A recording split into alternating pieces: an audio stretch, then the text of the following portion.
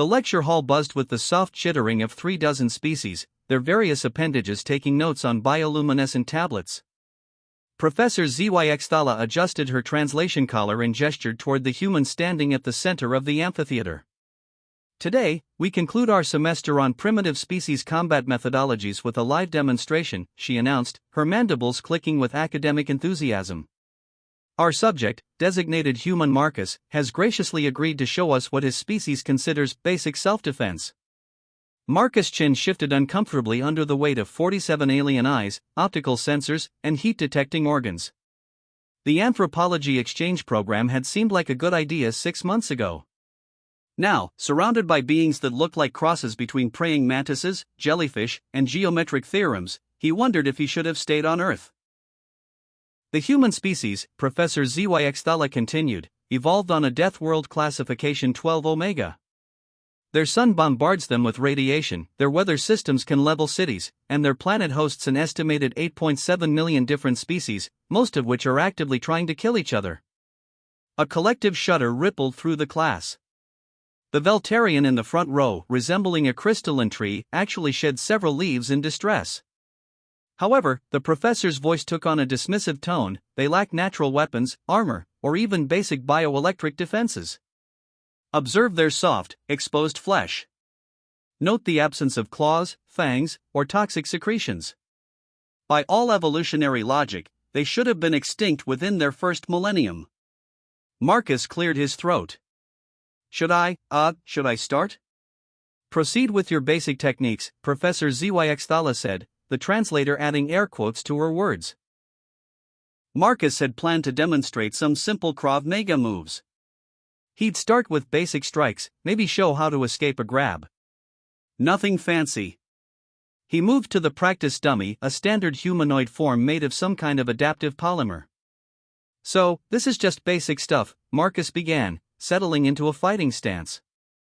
If someone grabs you like this, he simulated a front chokehold, then demonstrated the defense, a sharp upward strike with the heel of his palm, followed by a knee to the midsection, finished with an elbow strike as he pulled the imaginary attacker down. The room fell silent. The Gelnari student, a blob of sentient cyan protoplasm, literally liquefied in shock, oozing between the cracks of his seat. A Thraxian warrior caste, bred for combat on 17 different worlds, made a sound like escaping steam and fainted dead away. The human, whispered the Veltarian, just demonstrated 17 different ways to cause catastrophic structural damage to a bipedal form. In 3 seconds. Marcus continued, oblivious to the growing horror. Now, if someone comes at you with a weapon, he picked up a training blade, showed how to deflect, close distance, and disarm while simultaneously incapacitating the opponent. The key is to use their momentum against them. Professor Zyxthala's biomechanical recorder slipped from her grasp, clattering to the floor. Stop, she managed. Please stop. But Marcus was warming up now.